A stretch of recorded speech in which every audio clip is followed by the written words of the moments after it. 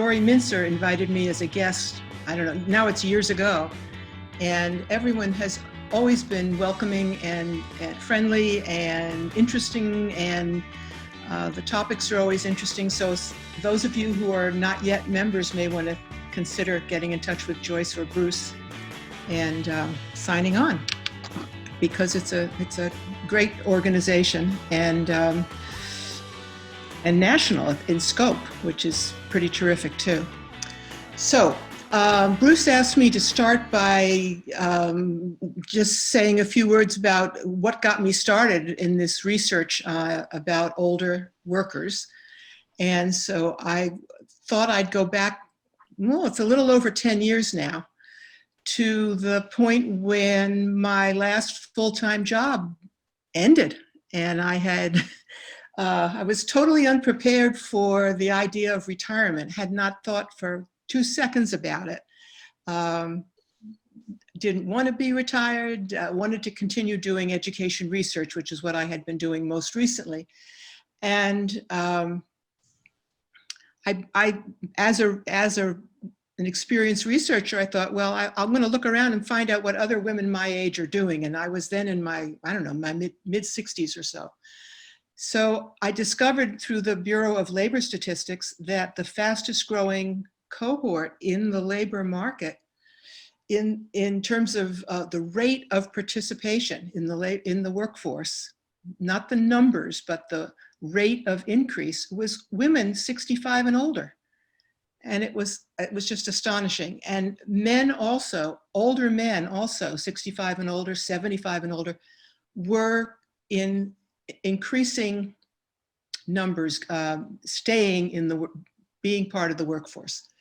So that really hooked me right there.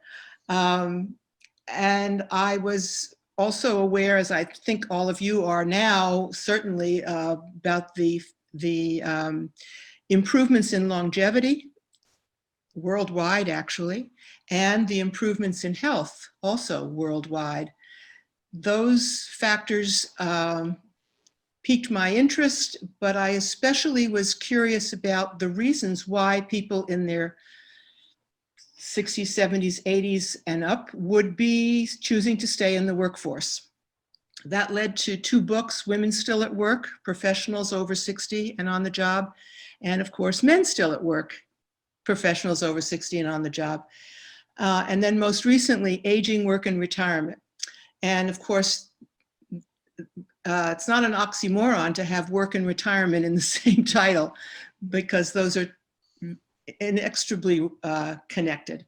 So if you read my article, I think Bruce, had you given the connection to the article about extended work life to the LPN members? Not yet, no, it's going to go up onto the platform. So okay, so that was not yet posted, but very recently in the Public Policy and Aging Report, I wrote a piece about extended work life that talks about the projected rate of labor force participation by older workers outstripping that of younger workers. That's also attention grabbing.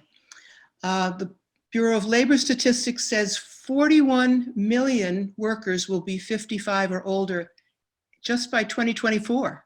And that's very close. By 2026, workers 65 to 74 will be over 30% of people in that age group working. And by 2026, also, workers 75 and older will be almost 11% of the people in that age group will still be working. So I was trying to get a handle on this and tapped into this trend, and the trend has only accelerated, which is quite fascinating in itself. While at the same time, the overall labor force participation rate is declining. Now with the pandemic, that's blown everything up. But let's hope that that's going to be a blip on the screen if we can ever get to the point where we can look back at it and think of it as a blip. This is true here in the United States as well as globally. The Transamerica company you may have heard of has done some enormous surveys for the past 20 years, and the most recent of their retirement studies, which surveyed, the most recent one surveyed over 5,000 workers ages 18 or older. They had to be working full-time or part-time in a for-profit company. The Transamerica Center found more than 50% of the surveyed workers expected to work past 65 or didn't plan to retire at all, ever. And more than 50% of those surveyed workers plan to work in retirement, which is another, what did you say?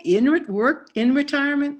That's another one that catches one's attention. So again, my focus is why? Why is this happening? Most people assume, well, it has to be for the money. It has to be, there have to be economic reasons. Okay, maybe it's the health insurance, but that's an economic reason. Others would guess that it has to do with a person's marital situation, some family situation. There's an assumption that if the husband retires, well, then the wife is going to retire, or the other way around. And that's not necessarily the case. So how did I go about researching this whole phenomenon? I used research methods that are both quantitative and qualitative. Surveying, national survey, not as big as Transamerica's, obviously. Also, I did in-depth interviewing.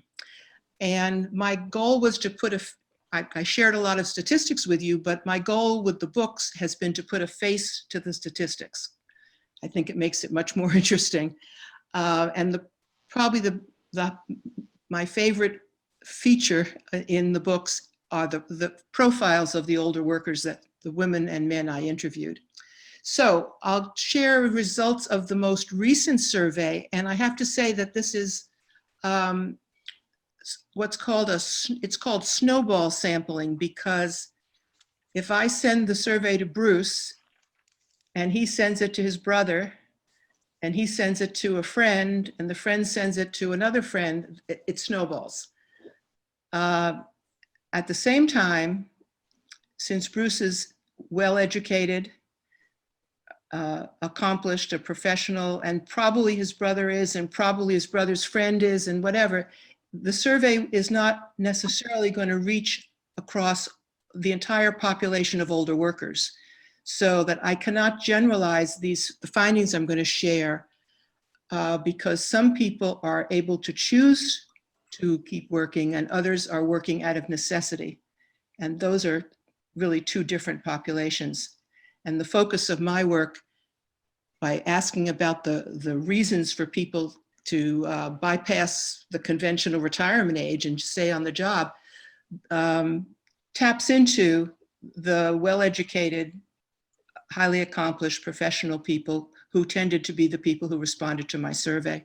And I have to put that out as a disclaimer. So to participate in my survey, you had to be in the paid workforce, even if you are working as a volunteer. And that doesn't take anything away from all the, I'm sure many of you are actively volunteering in your communities, etc. And I too am doing that, but my focus again had to be that it had to be on the paid workforce. You had to be in the paid workforce. You had to be age 60 or older, working full-time or part-time. So the median age of the respondents was, for the men, 73, and the median age for the women who responded to this most recent survey was 70. And among all the occupations, I would say that business was number one, followed by therapy of some kind, psychotherapy. A lot of women are in psychotherapy. Higher education in some capacity, whether a professor or a dean or an academic of some kind. Medicine and dentistry, some involvement with a nonprofit organization, and social work. And of course, many other fields such as journalism or ministry or government work, but they were not as prevalent. And of course, I was looking for the explanation that it had to be for the money, but that's not what turned up. It was not primarily for the money, although it was a part of my survey, and it came in number 10 out of 21 possible reasons. So it was about in the middle. And people said, yeah, I like the money. Yeah, I can use it, but it wasn't their prime motivator. Number one was something called job satisfaction. That's what I called it. It included having a sense of purpose. And for those of you who know Dory Mincer, I noticed that her next, I think it's just next Tuesday, the 24th of November, she's going to have one of her programs, and the topic is purpose. And she said in her promo about it that purpose is not, and she capitalized N-O-T, purpose is not a trend nor a luxury today. So job satisfaction can also mean finding fulfillment in one's work, making it meaningful, etc. Second was using one's abilities, skills, training, the years and years and money involved in getting a degree that leads to a profession.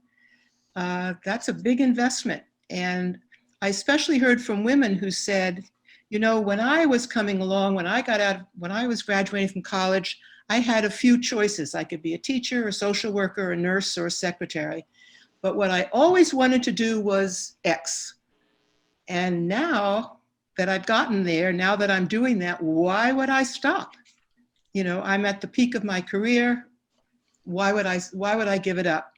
Third in line as a reason was to help others, to contribute, to be making a difference. And that's kind of connected to having a sense of purpose.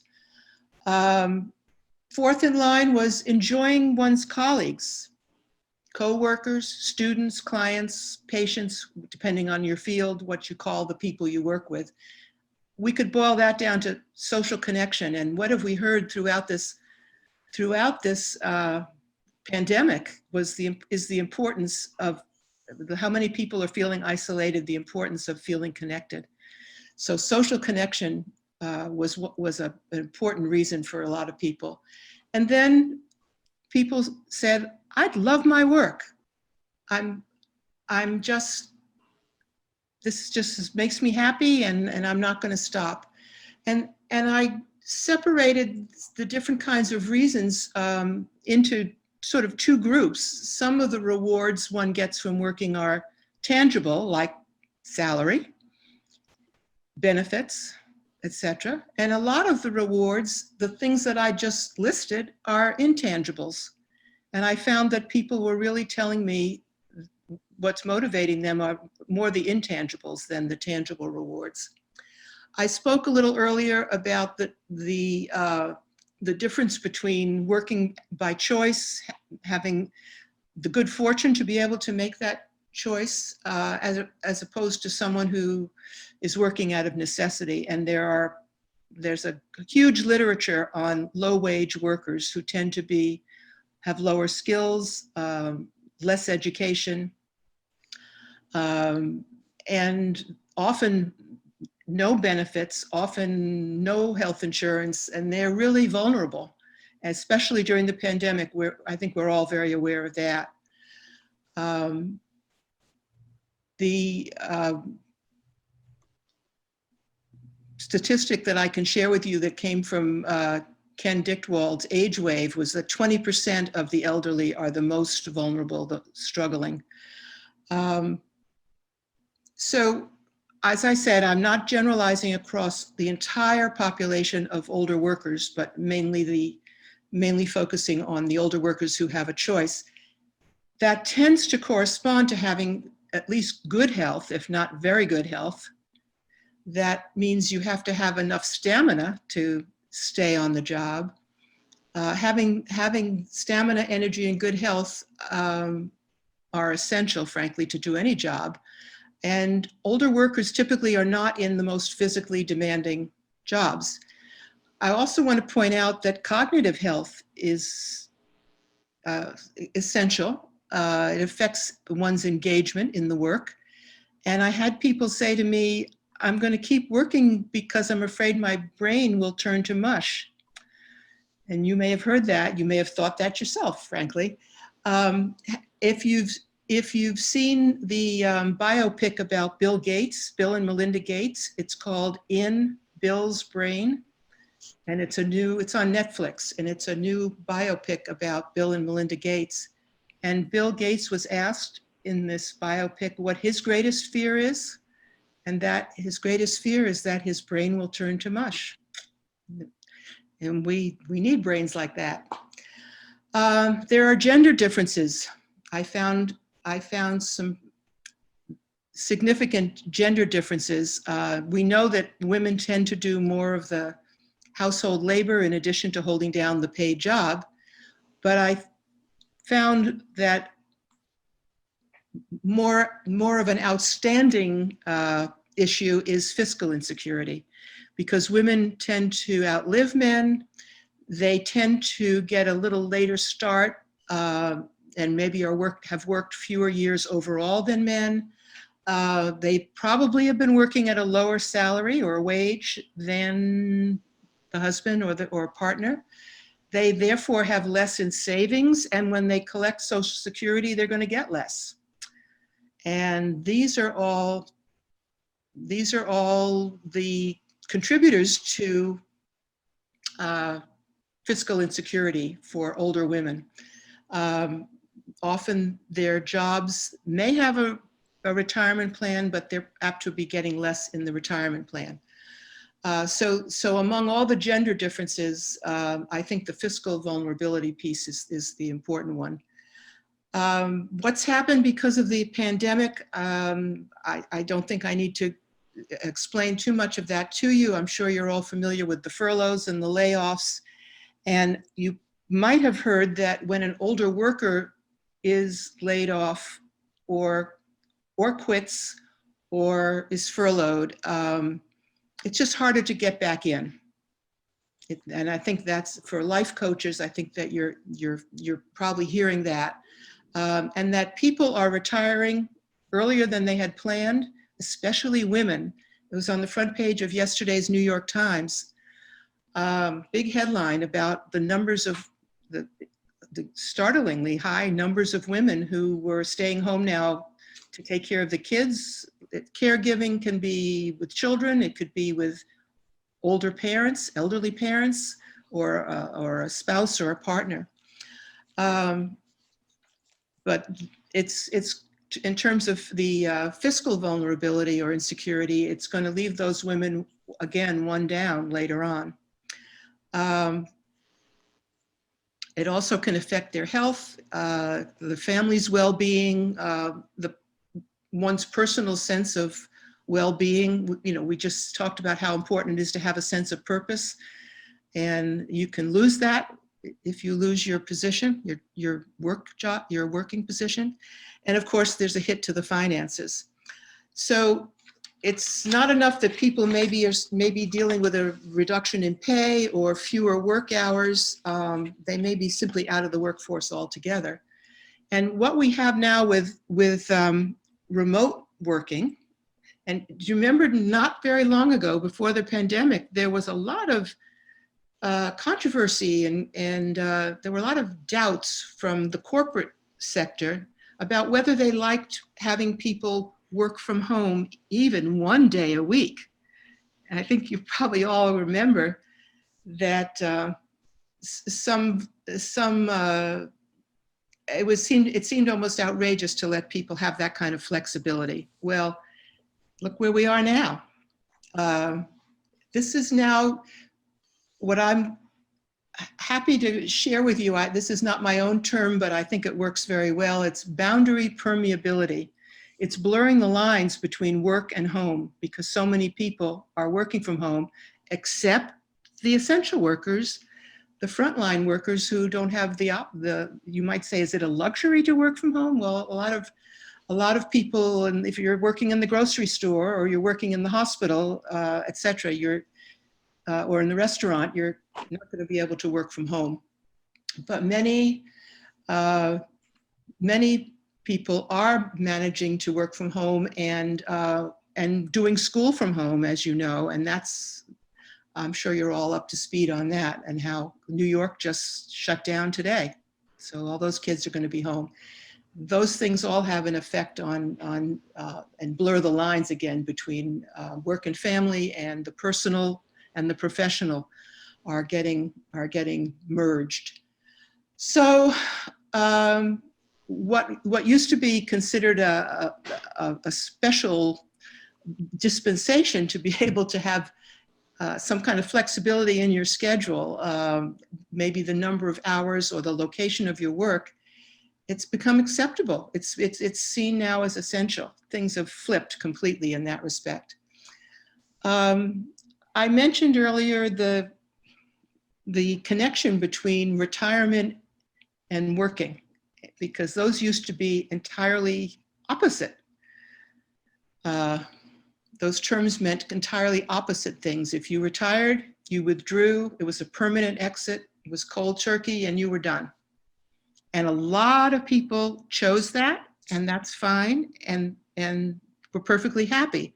But it's turned out that not everybody finds satisfaction in the permanent exit, and a lot of people are now unretiring and choosing to go back, perhaps to the traditional career that they had, or to something entirely new. And I think you probably, as life coaches, are hearing that from people.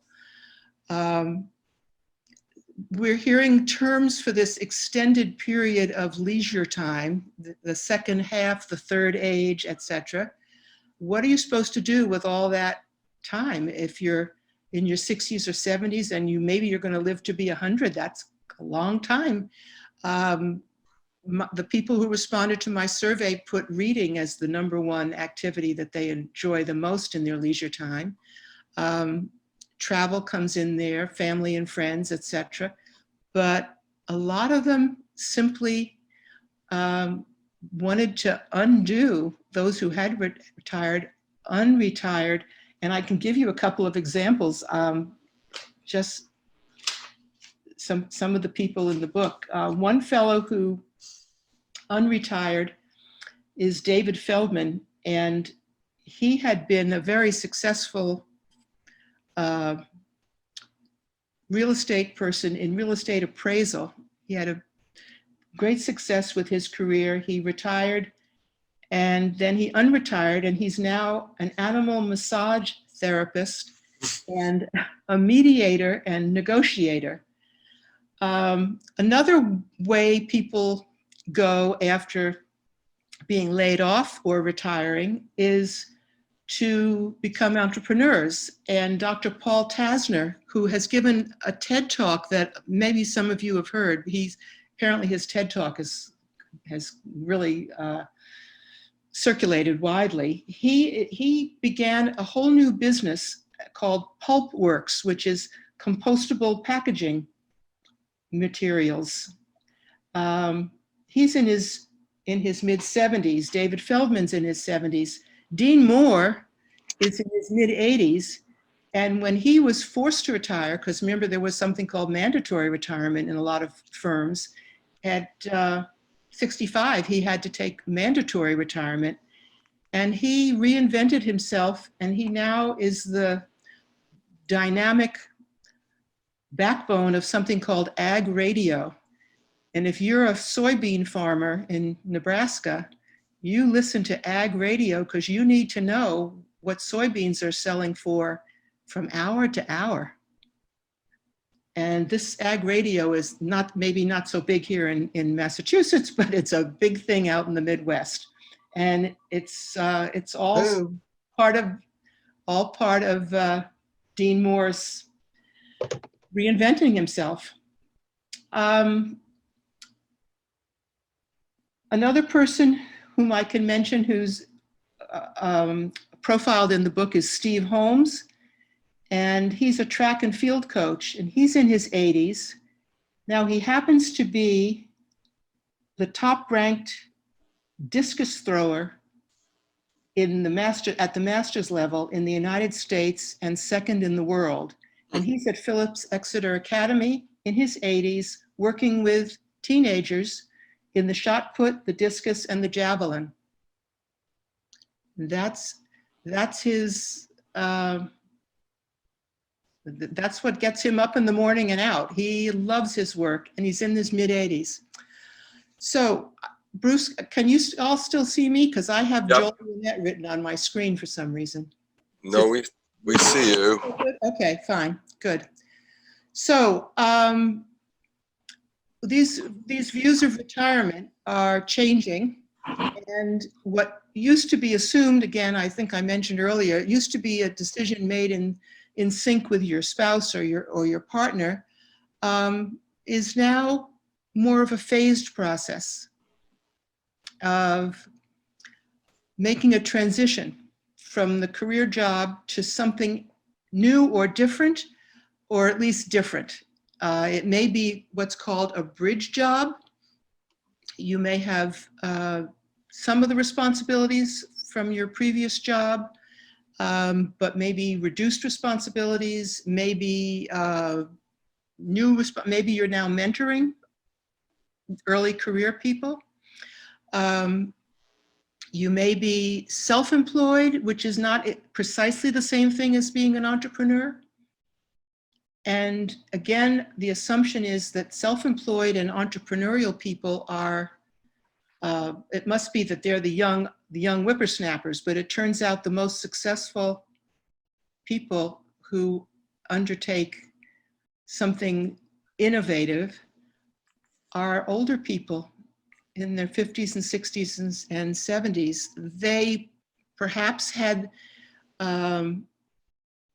some more savings that they could invest than the younger folks, but I think it was also that they had life experience, know how to cope with stress, because launching a business from scratch is obviously can be very frustrating and very risky. And I think it's terrific that these older workers are more likely to succeed at it than the younger folks. So if there are more older workers in the workforce, there's more age diversity. And that brings us to the topic of ageism.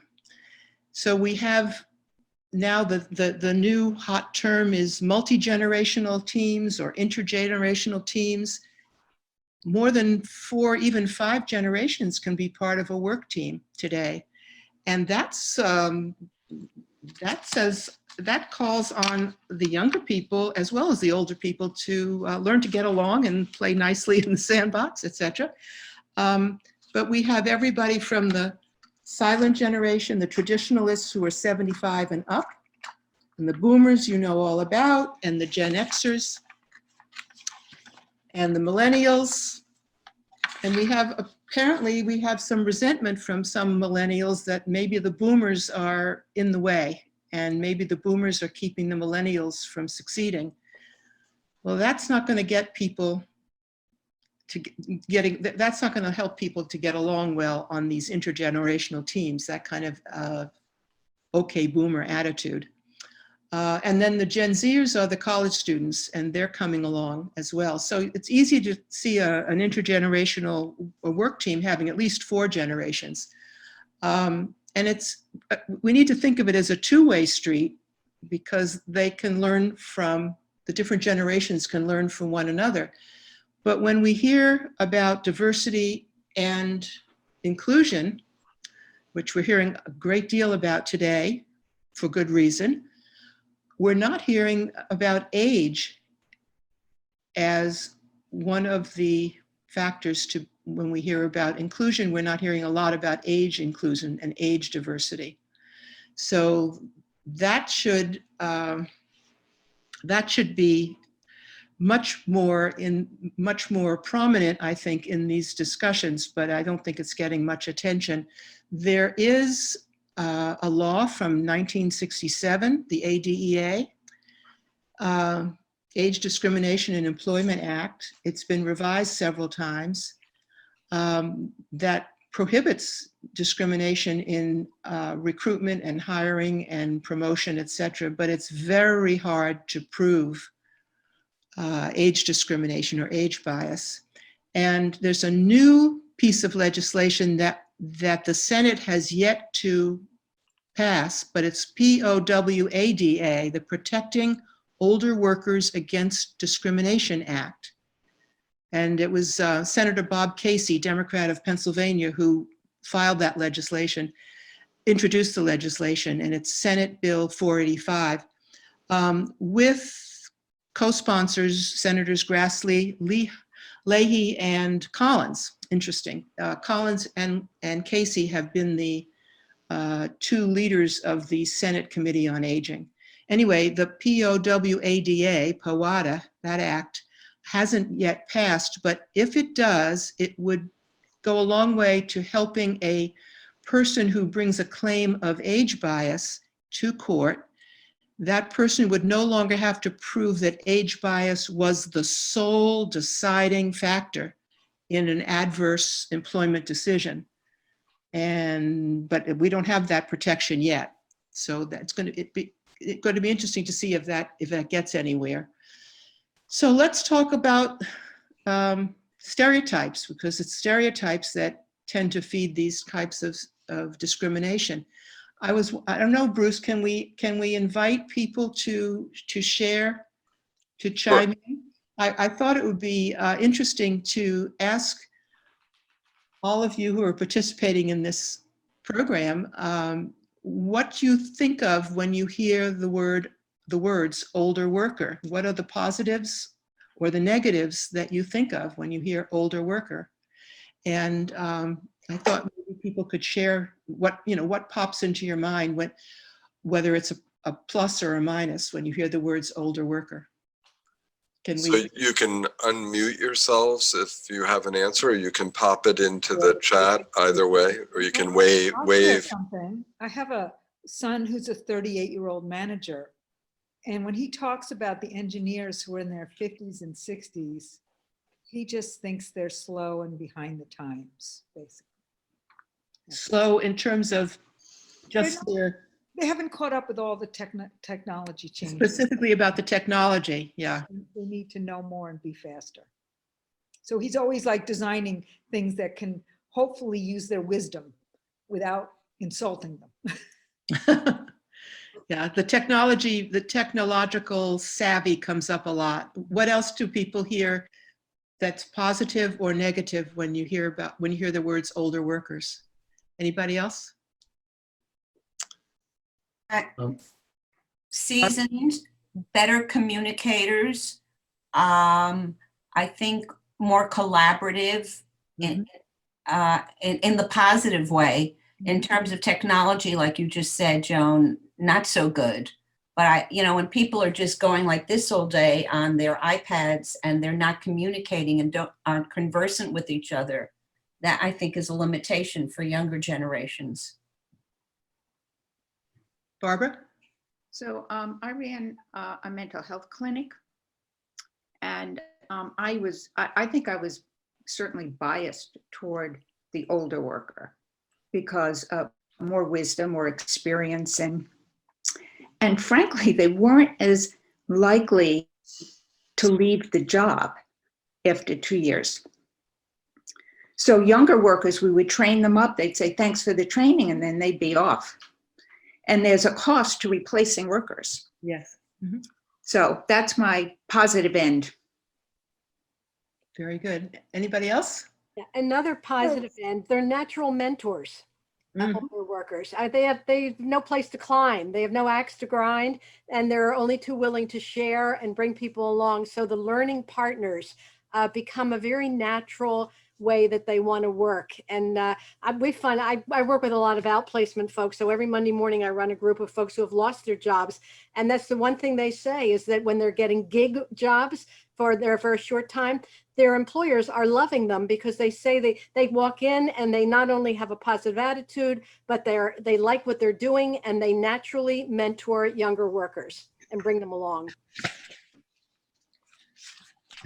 Yeah, I think just to put another thought on top of that.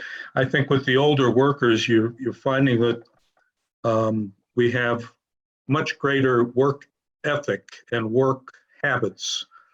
We know why it's so important to get to work on time. You're supposed to be there at a certain time.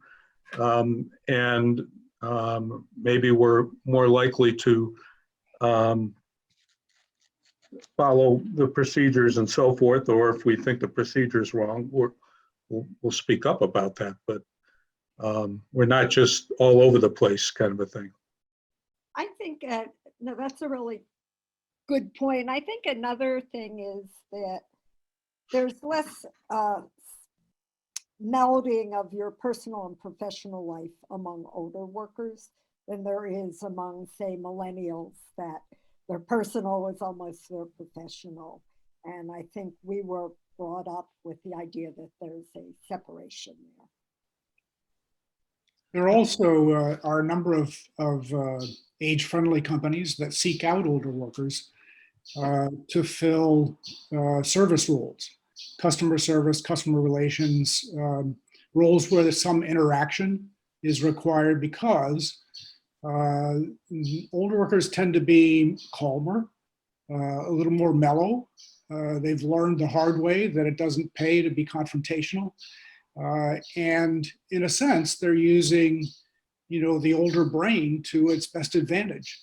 To the extent that roles require that kind of empathetic attitude, they're more likely to get it from older workers than some others. I just want to point out that Doug Dixon's profile is in the new book, Aging, Work, and Retirement. And so if you want to know more about Doug and where his wisdom's coming from, you can read the profile in the book. Great. And anyone else have a comment? Yeah, Steve? Yeah, I'm sorry, go ahead. no, I just find that older workers are more rigorous and diligent about their work product. I mean, I find that I can't tell you how many times I've seen emails come in from young people, and they're obviously not proofread, and there's tons of grammatical mistakes, and I've said to them, how can you send this out? They say, well, it's spell checked, and that's it. And I edit everything I write. I mean, everything I send out, and I find that that's particularly true amongst people our age, people who are working our age. We're much more careful about our work product. Can I just point out that age discrimination and stereotypes go both directions? Mm-hmm. Ah, Yeah. that's good. There are people Sure. who like to put down the younger people and say that they feel entitled and so on. Right. That's a fair, yes. On the technology piece, because we talk a lot about this in the Encore group that I'm involved with. I think that, the older worker is getting a little, it's that stereotype again. I think we're getting, we're not getting the credit, I think, that's due in adopting and learning the technology, the new technology. Yes, we didn't grow up. I know what my kids were doing when they were growing up, playing, but it was all about video games. Okay, when I was going through school, I had to learn how to program, through punching cards. All right, and I had to learn programming languages and so forth. I'm not saying it was easy. I'm not saying that the younger generation couldn't be better at that, but I think we are capable of learning new things, and it may take us a little longer, but we will get there, and we can be productive in that regard.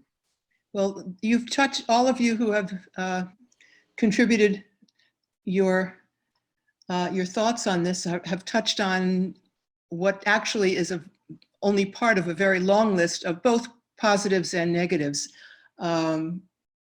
but I think we need to move along because I want to leave time for any questions later. I want to point out a couple of things and share some takeaways. First, I want to just mention that since Dave told us before some of you got on the call that he's particularly interested in developing a lifelong learning opportunity in the OLLI series, the OSHA series in Arizona, where he is. That one of the stereotypes about older people is that they don't want to learn anything new. They don't want to change. They don't want to learn. But I think we all know that there's a great appetite and curiosity for lifelong learning. And I think that puts that stereotype or that myth to rest. I want to point out also that, especially for those of you who are life coaches, that there are a lot of people who are not yet in the retirement years, but pre-retirees who need to plan ahead. And people in their 40s need to already be start thinking about what it's going to look like and what are they going to be doing with themselves in that second half or third age, etc. And perhaps some of you have clients who are what we would call pre-retirees. But my takeaways before we end, first of all, I want to say that I recognize, and as you do, how hard it is to plan during this pandemic. And if you have a good job that you love and you can stay with it, obviously the smartest thing right now is to stay where you are. This is not a good time to go fishing. But for those who are helping individuals in transition, I would share these takeaways. I would say that having a sense of control for any individual it's very important to have a sense of control over one's life. And in terms of succeeding in the workplace, having a sense of self-advocacy or self-management or self-regulation is an important piece in gaining a sense of control over the situation.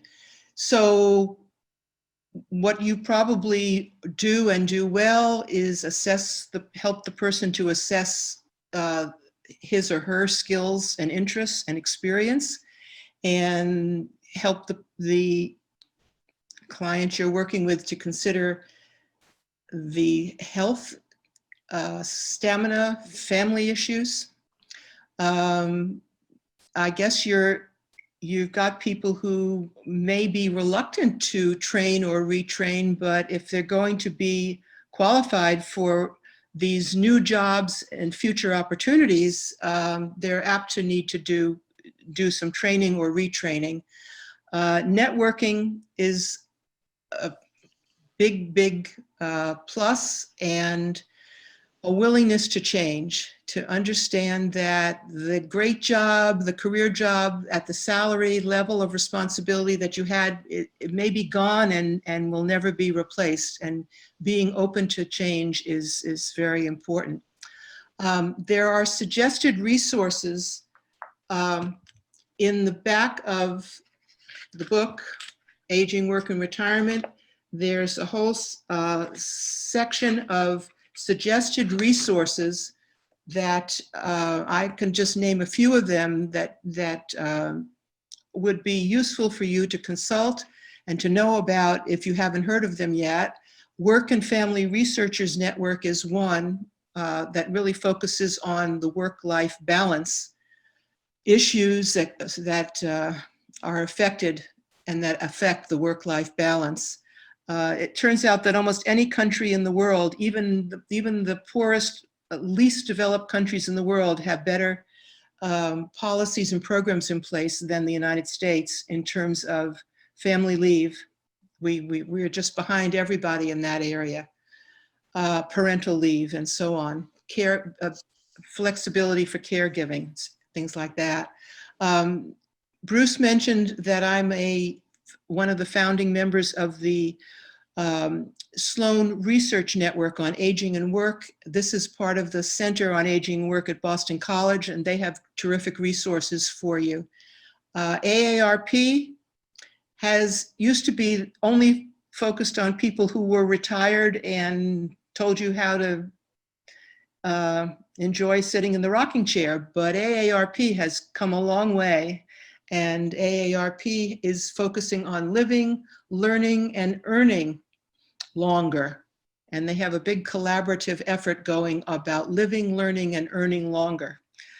You can check that out with AARP. The Urban Institute is a good resource, the Brookings Institution, and the Heldrich Center for Work-Life Development at Rutgers. And there are a lot more in the list of resources, but those are just some I wanted to mention. So I'd like to conclude by seeing if there are any questions and topics that you'd like to explore further. That'd be great. So if you want to just jump in with a question, and before I forget, I want to point out, if you go to the chat, you can find Elizabeth's discount with her publisher Rowan and Littlefield. There's a promo code there. You can just grab it, or you can, to save the chat, you can just click on the 3 little dots to the right and you'll see a save chat, and it'll save to your screen as well. But I have no control over what they charge for the book, and so the 30% discount is a healthy discount. And this book is also available on Amazon as well. Thank you. So I'm gonna go to the gallery screen so I can see. If you want to just raise your hand. Sure, Barbara, go ahead.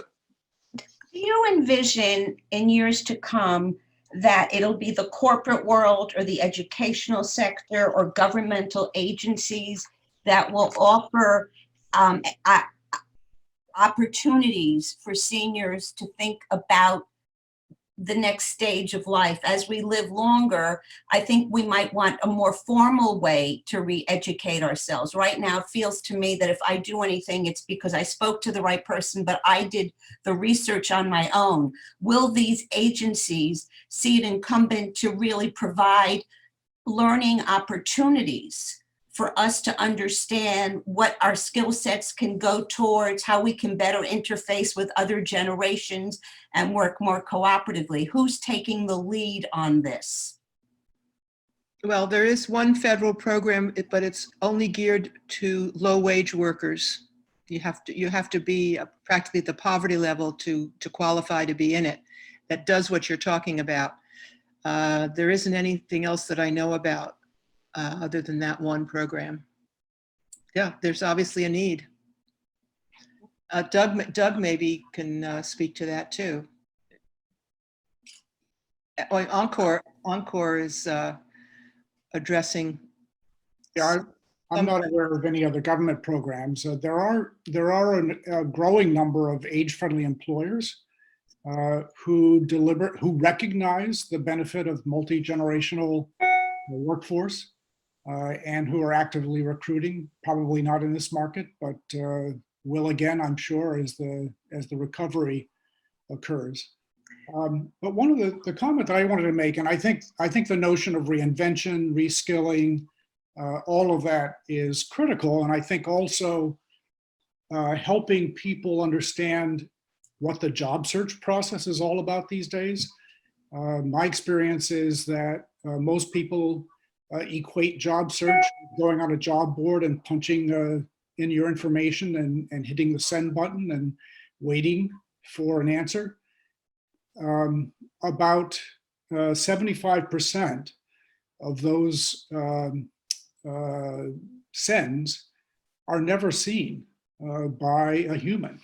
It's all done mechanically these days. And if you don't use the process, AI, artificial intelligence is going to, if it's clear what your age is, that you're never going to get anywhere. If you're a younger person, it works against you. So the point is, there are ways around those systems, and helping people understand how to navigate the process is all the more. It was always important, but it's all the more important now. And we've focused a lot of attention on that kind of education. It's not necessarily your skills or your experience. It's who you know and how you navigate that process. Networking. Yeah. And to that point, if I can just say one more quick thing and then I'll shut up. And that is one of the things that we're finding in the work that we do is that people give up too soon. You know, they assume that because they're not successful the first few times out, they get frustrated, they stand back, they'll say, well, maybe I should just retire and pack it in. And it's a shame because there are people who are extremely well qualified who can find work and simply don't give themselves the chance. And partly I think that's because of internalized ageism. They see themselves as being too old, as being unattractive to employers. And as soon as they get a no, that seems to reinforce that impression, and then they walk away instead of sticking it out and finding, you know, the right situation where the answer is going to be yes.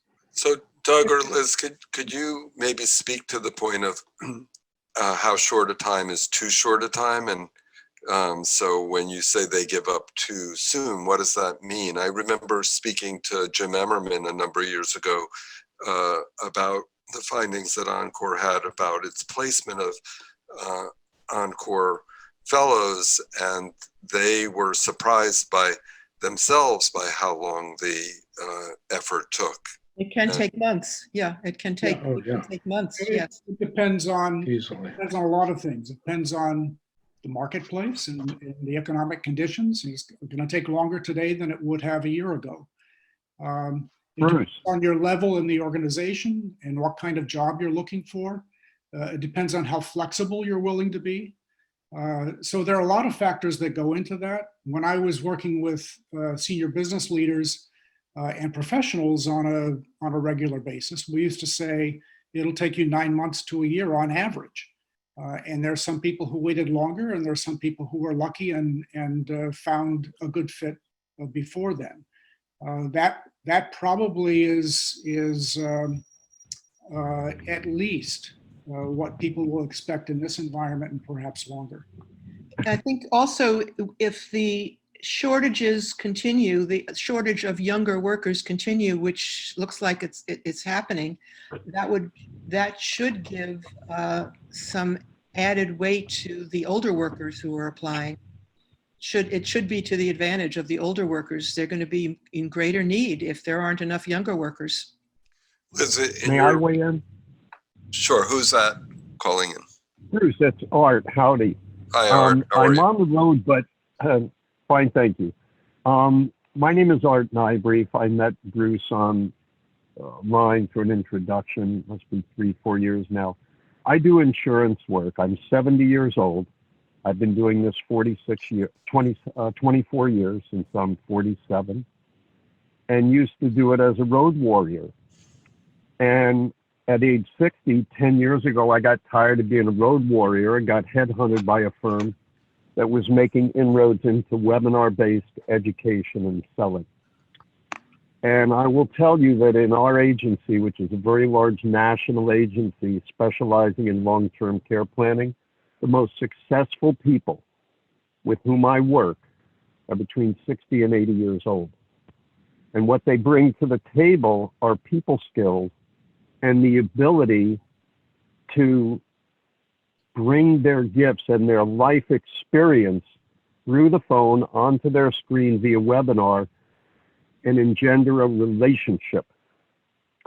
And it doesn't matter if someone has an insurance background or not.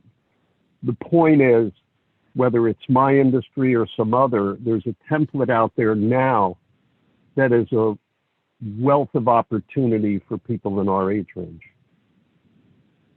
Thank you, Art. Are there Barbara, Joyce and Barbara? And then it's 4 after, so I don't want to overstay, but we could keep going. But go ahead, Barbara, Joyce. Go ahead, Barbara. Which Barbara, Barbara Shaman, you're muted. Can't hear. You're talking but muted. We can read your lips, but there.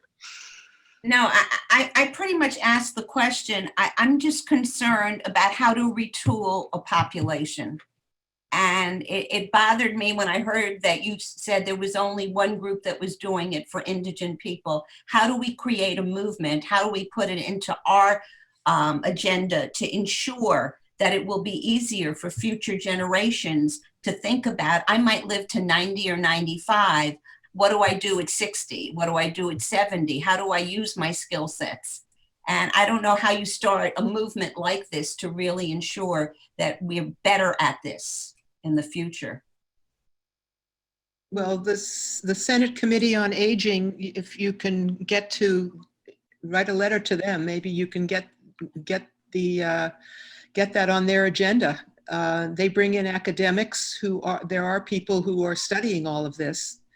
The Public Policy and Aging Report, for which I wrote the article about extended work life, put it in as the lead spotlight article. And Bruce said he was going to make it available on the connector. Yes. So there is interest. I would say it's more on the academic side. In fact, Roman and Littlefield decided to market my new book, the one that just came out this summer, Aging, Work, and Retirement, is being marketed for use in graduate and undergraduate courses at the college and university level in sociology, gerontology, business management, social work, psychology, a lot of fields. There are a lot of people tossing around ideas. Whether they get to the policymakers, Barbara, that's the trick. That's the challenge. There's plenty of interest. There's a lot of literature out there, people doing research on this field, but it has to get to policymakers. And then you've all seen what's happened in Congress. Nothing seems to get through. Right, nothing. But I would suggest that there are state and local efforts. They're scattershot. Not all of them are aimed at older workers, but they don't exclude older workers. So people do have opportunities if they look for and can find them. You know, in Massachusetts, for example, Mass Hire provides a lot of instructional programs for people who are between jobs. And they're getting a little bit better at addressing the needs of older workers. And I know in other states that's true as well. Is there anything If I can add very quickly, because my career has been in human resources, that there's an organization called the Society for Human Resource Management, SHRM. It's a national organization based in DC. And it would be, to me, it would be that kind of an organization that could maybe move things legislatively, because that's what they do. People, you know, companies pay membership fees, individuals pay membership fees, and they do lobbying. So there's another possible resource. They also have wonderful materials for both older workers and for companies on just this topic. Yeah, we need to work on both the individual level and the organizational level. We can't just be focused on the individuals. We've got to help at the corporate leaders and the HR managers to change some of their attitudes. And they do talk a good game about age-friendly. This is the new jargon, but there's not as much action. There's not as much follow through. They talk the talk, but without walking the walk. So there are some wonderful examples of companies that are out there taking the lead, but not enough companies are doing the kinds of things we would like. So one question I would have for you then is, in the research, whether in your experience or yours, Dave's, or your Doug's, has there been anything that's been effective in getting the hiring managers to look at this differently? Has there been any pressure that's been or conversation that's been helpful? I just think back to 10 years ago when Boston Encore was formed, and I remember when Barry Bluestone gave his talk and predicted the worker shortage. And we sat there, and I believe you were there, Liz, and I believe you were there, Barbara, and we heard how the thing that was missing was the connective tissue. Has anything changed? And if so, what changed it? Well, the prominence of an organization like AARP helps. And I mentioned a few minutes ago that there's this big collaboration with the World Economic Forum, I think it is, and OECD. It's a global initiative to work with about 100 large corporations and try to identify best practices. And they'll disseminate that kind of information in 2021 when they formulate it. They'll be disseminating that. Now, they have the kind of clout, AARP, OECD, and World Economic Forum. They have the kind of clout, they get attention. They'll get press and so on. That's at one level anyway. And from my part, because I'm also an attorney, have legal education, so I tend to think in that framework. It was mentioned, a speaker here mentioned the legislation. I think it's going to take, yes, some improved legislative action, not tightening, but putting some strength into the act, the Age Discrimination Act. AEC. ADA, yeah. And which you're right, it has been around a very long time. But you're also right that it's very difficult for an individual to win their case in court. And people don't want to have to do that anyway. So I think that would help. And additionally, companies tend to, if there are fewer younger people going in to take the jobs that are available, well, then companies are going to start looking at older people because they're going to, they'll be motivated to do that from a business standpoint. Right. That's the bottom line is to convince a business or a firm, a corporation, an organization that productivity is going to be enhanced, not reduced by having older workers. Right. Right. You're right. That's the case.